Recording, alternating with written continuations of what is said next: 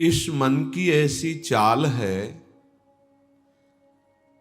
कि जरा सा असावधान साधक हुआ कि लक्ष्य से भ्रष्ट कर देता है।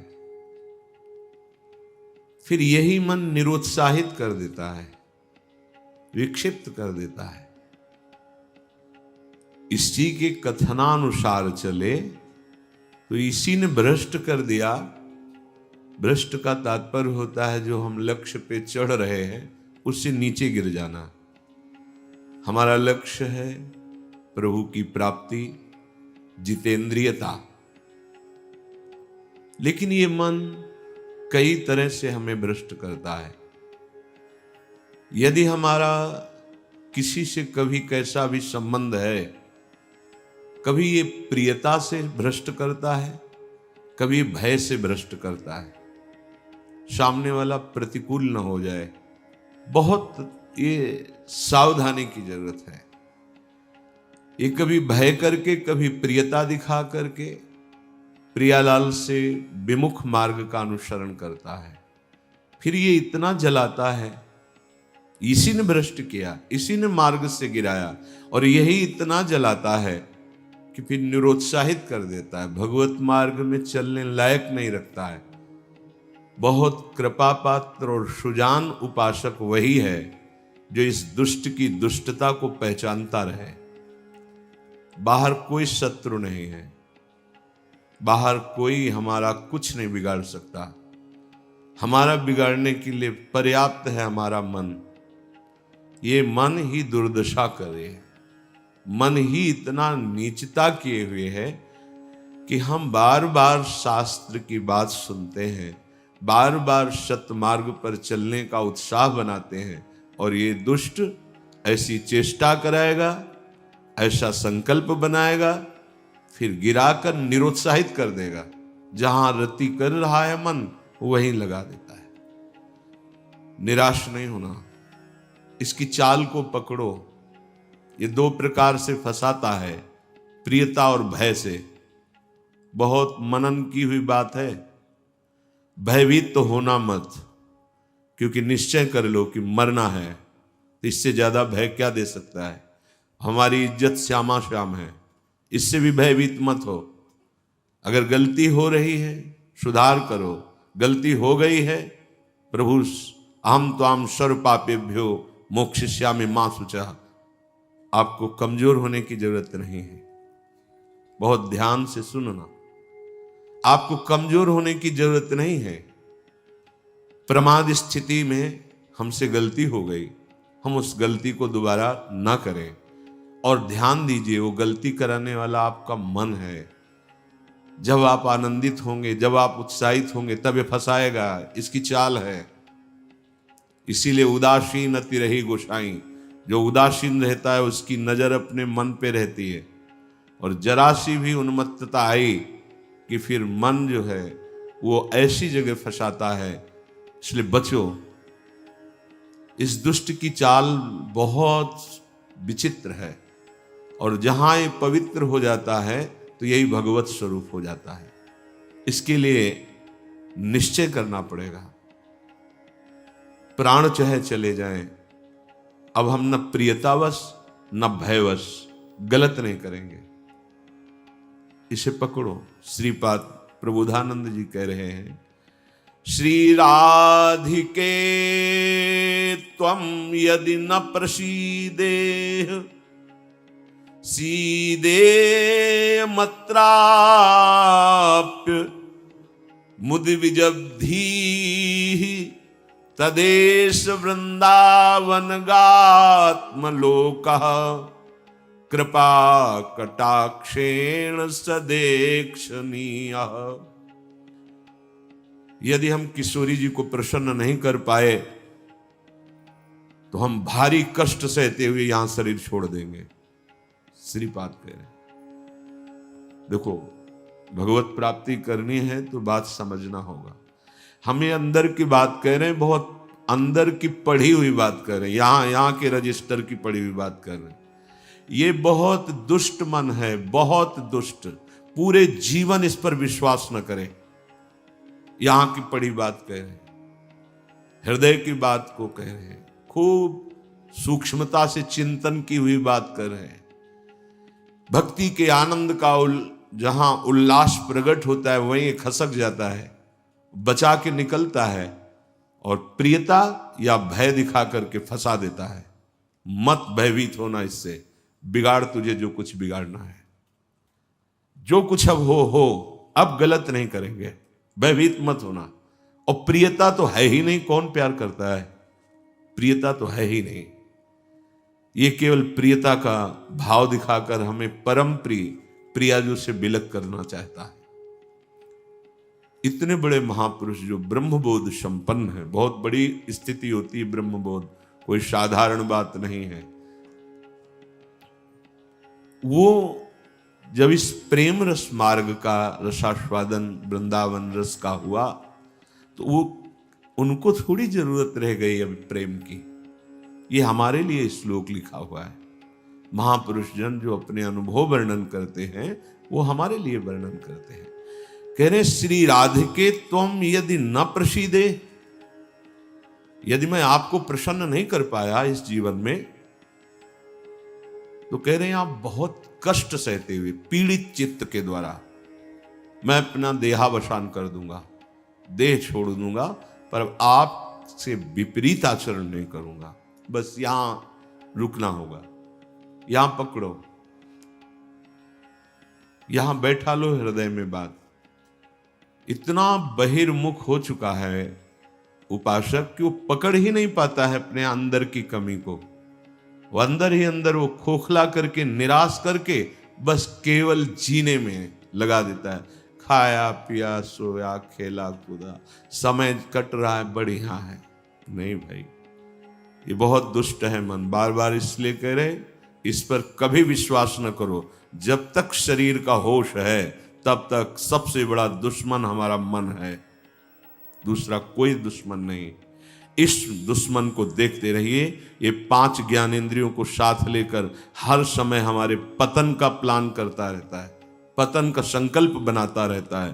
ये बहुत नीच उतर गया है। इसे उच्च चढ़ाने के लिए जो नाम, जो मंत्र, जो आश्रय है, उसको इस कोट से लेना होगा कि यदि आप प्रसन्न नहीं हुई लाडली जी, तो भयानक पीड़ा और कष्ट सहते हुए जानबूझकर हम अपना शरीर यहां छोड़ देंगे आपके धाम में, पर आपके विपरीत आचरण नहीं करेंगे। प्रतिकूलस्य वर्जनम। श्री वृंदावन में हमें आपका कृपा कटाक्ष चाहिए, आपका साक्षात्कार चाहिए, आपकी प्रसन्नता चाहिए। नहीं तो अपने जीवन को कष्टमय रखते हुए यहां प्राण त्याग देंगे। भाव समझो, जब इतना दृढ़ निश्चय हो जाएगा तो कोई हमें परास्त कर ही नहीं सकता। ये हमारा मन ही हमको परास्त करता है। एक बार नहीं, लाखों बार इसको देखा है। जहां भक्ति का आनंद उल्लसित हुआ ताए निकल पड़ा, क्योंकि देख रहा है असावधान है, इस समय ये आनंदित है, असावधान है, और वो कहीं प्रियता या भय दिखाकर फंसा देता है। अब वो जो आनंद था वो गुप्त हो जाता है। जो एक उल्लास बड़ा था, फिर वो निराशा, फिर हताश। अच्छा उपासक है तो उसको लगने लगता है क्या करूं, जीवन नष्ट कर दूं, ऐसा लगने लगता है, क्योंकि वो लक्ष्य की तरफ बढ़ना चाहता है और मन उसको फुसला करके ऐसे गिरा देता है कि वो निराश होकर देखता है अब क्या करूं, अब कहां जाऊं। पहली बात, निराश नहीं होना है।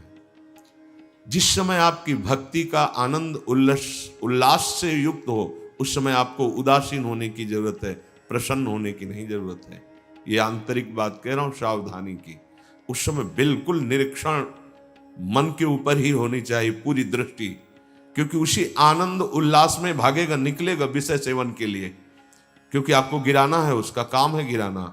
बाहर कोई गिरा नहीं सकता, अंदर से अपना बड़ा भारी शत्रु मन है, यही गिरा रहा है। उदासीनता जिस साधक के जीवन में नहीं, वो आगे नहीं बढ़ पाता है।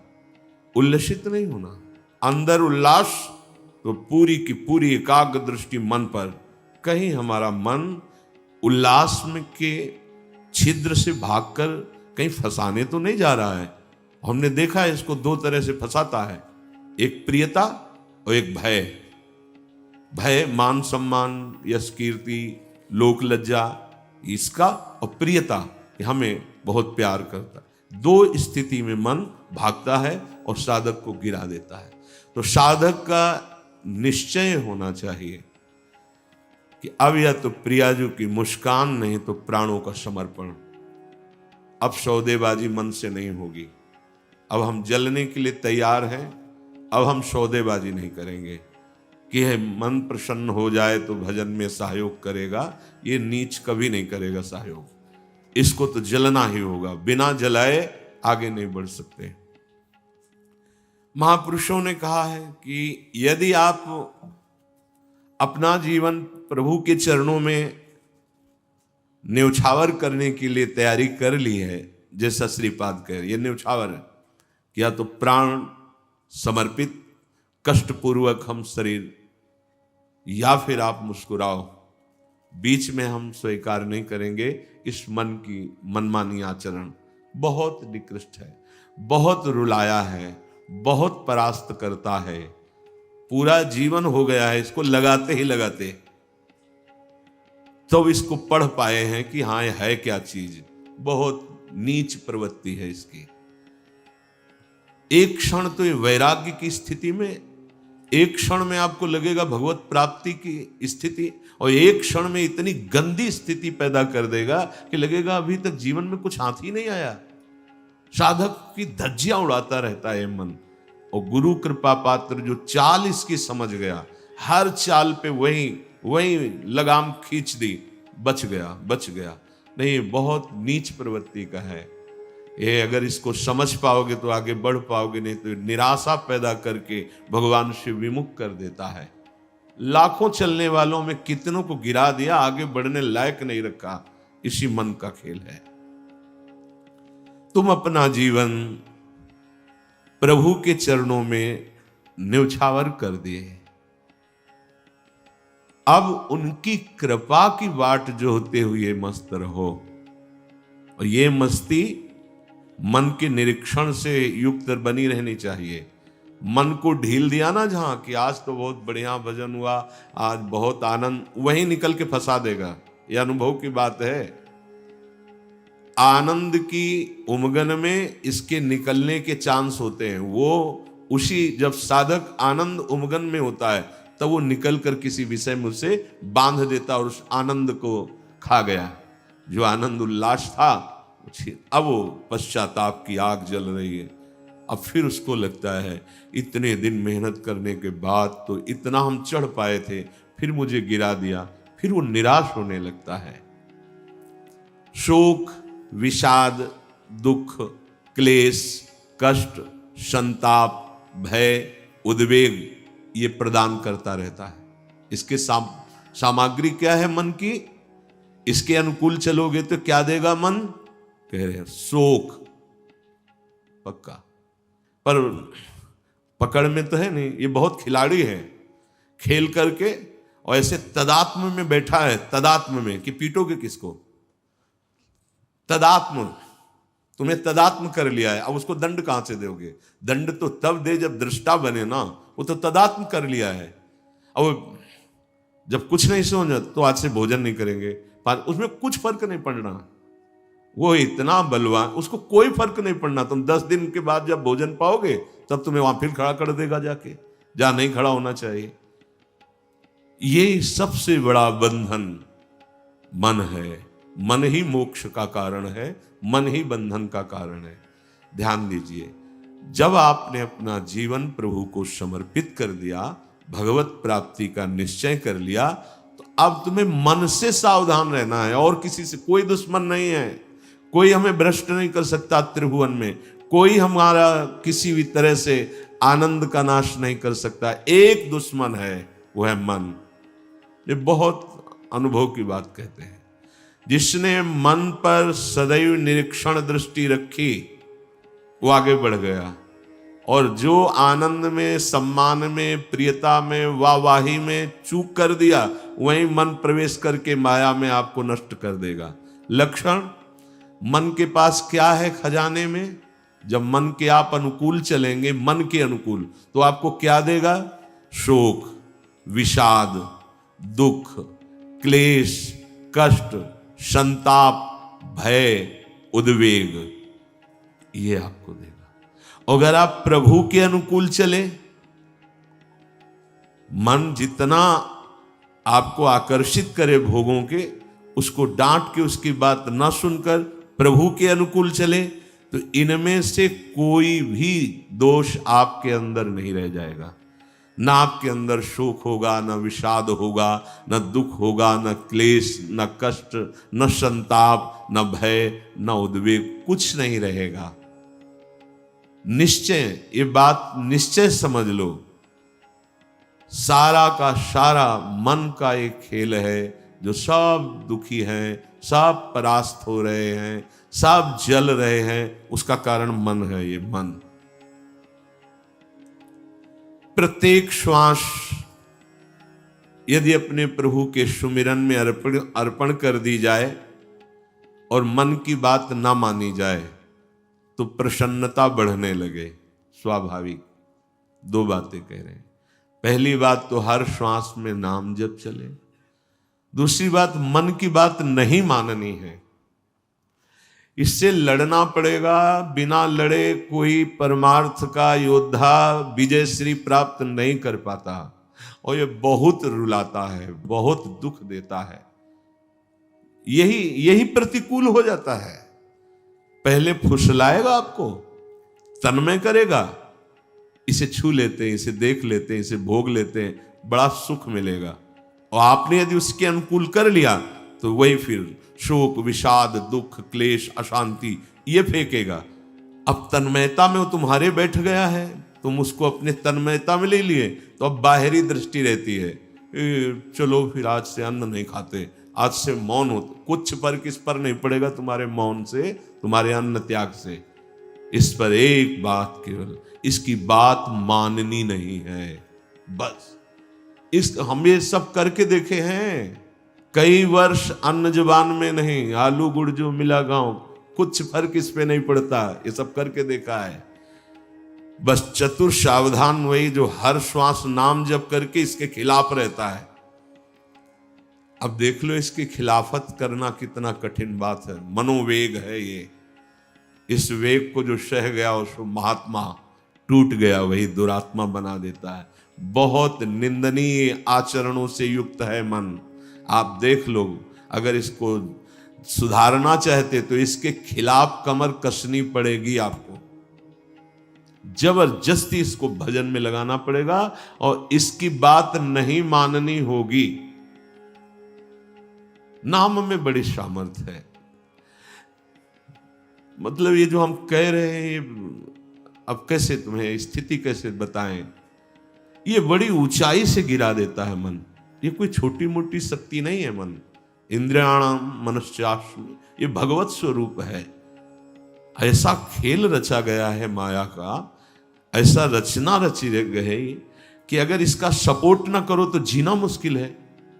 ध्यान देकर देखो, सारा खेल तो इसी के अंतर्गत, और सपोर्ट करो तो जीना मुश्किल है। अब निकलो इस खेल से, निकलो तो परम पद मिल जाएगा। बस जिसने नाम जपा, हरिराम व्यास जी एक पद में कहते हैं, नियंता पतितन को हरि नाम। यही हमारे अंदर कमी हो रही है, इसीलिए हम हार रहे हैं मन से। हम इन सब बाहरी बातों को कोई महत्व नहीं देते। एक है, केवल एक, वही अनेक रूप रखकर तुम्हारे सामने आ रहा है, छुपा छुपी का खेल खेल रहा है। ये अगर मान सम्मान प्रतिष्ठा है, नाटक है माया का, कुछ इससे नहीं होने वाला। कोई इससे आत्म शांति नहीं प्राप्त होती, इससे आत्मानंद की अनुभूति नहीं होती। ये उपलब्धि ना मान ली जाए हाँ कि बहुत ऐसा, ये सब स्वप्न है, स्वप्न है। वो एक जादूगर विविध रूपों में आके कह रहा है, पहचान, अगर मेरे मार्ग का पथिक है तो पहचान, मैं तेरे सामने हूं। तो पहचानना तो भूल जाते हैं। अरे बहुत बड़ा सूक्ष्म खेल है। जीत गए तो ब्रह्मा भी नमस्कार करेंगे, ये ऐसा खेल है। भगवत नाम में इतनी सामर्थ्य। हरिराम व्यास जी, नियंता पतितन को हरि नाम, उचरत ही मुह कुचरत कलिको, खोज न राखत श्याम नियंता पतितन को हरि नाम।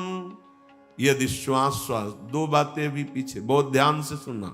मन की बात नहीं माननी, इतनी सामर्थ्य आपको कहां से मिलेगी? बोले श्वास श्वास नाम जप करना होगा, इसी से विजय होगी। मन की बात नहीं माननी, वो हर समय विषय पेश करता रहता है। जैसे आप किसी होटल में बैठे हो तो पर्चा दे देते ना, आप बोलिए इसमें से क्या चाहिए, ऐसे हर समय पेश करता रहता है।